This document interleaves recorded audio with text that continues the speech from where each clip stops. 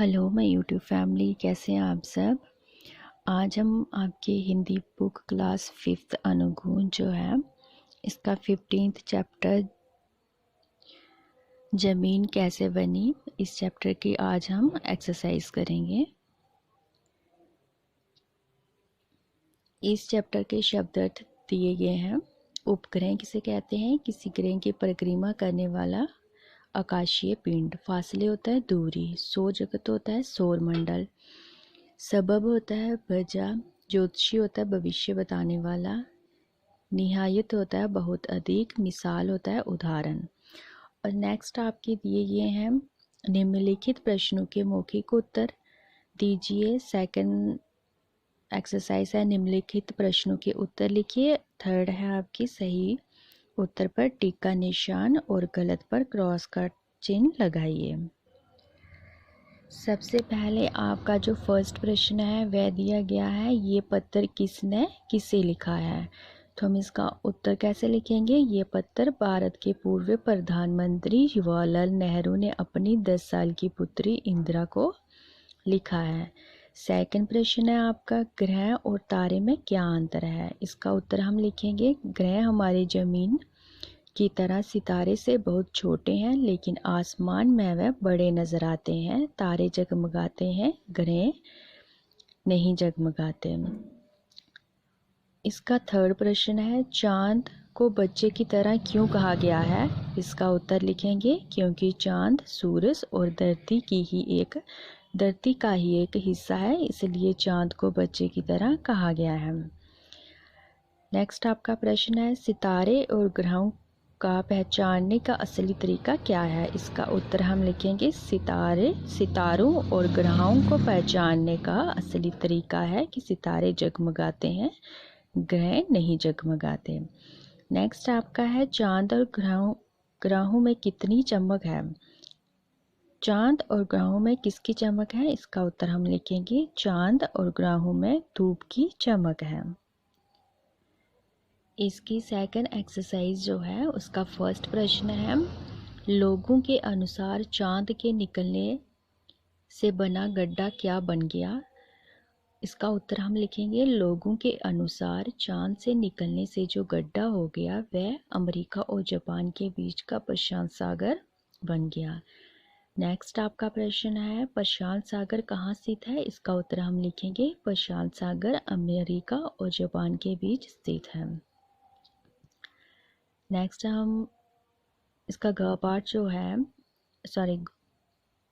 ग प्रश्न जो है वह है, समुद्र कैसे बने। इसका हम उत्तर लिखेंगे, जब जमीन ठंडी हो गई तो हवा में जितनी भाप थी वह जमकर पानी बन गई और मेघ बनकर बरस पड़ी। यह पानी जमीन के बड़े बड़े गड्ढों में भर गया और इस तरह बड़े बड़े समुद्र और सागर बन गए।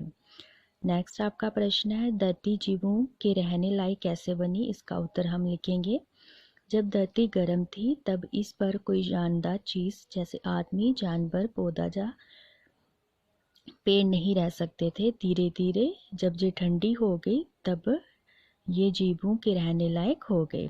नेक्स्ट इसका प्रश्न है, किस बात की मिसाल रस्सी से दी गई है। इसका उत्तर हम लिखेंगे, जब सूरज के छोटे छोटे टुकड़े उससे टूटकर हवा में निकल पड़े तो वह सूरज के इर्द गिर्द चक्कर लगाने लगे, जैसे उनको किसी ने रस्सी से बांध कर रखा हो।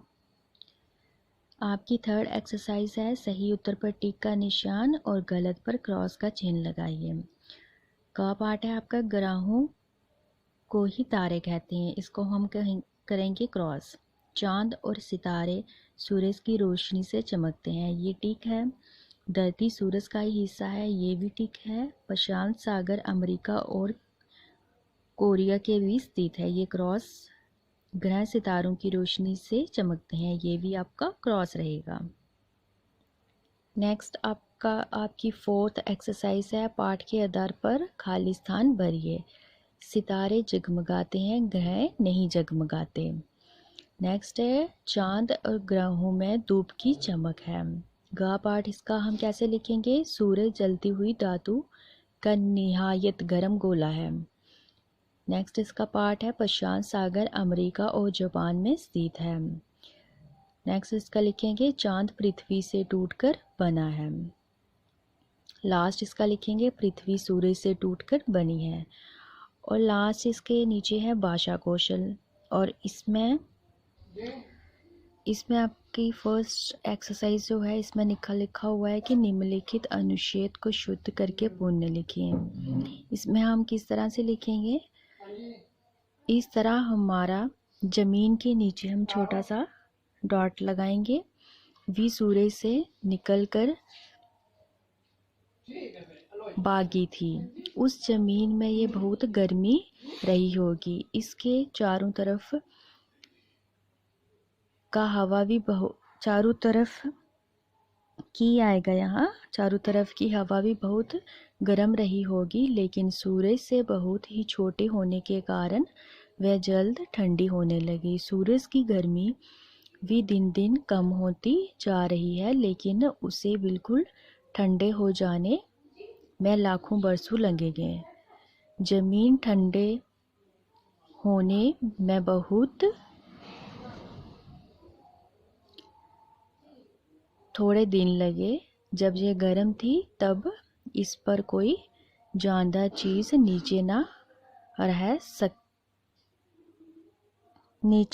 सकते थे, सब चीजें जल जाती। इसे हम इस तरह से लिखेंगे।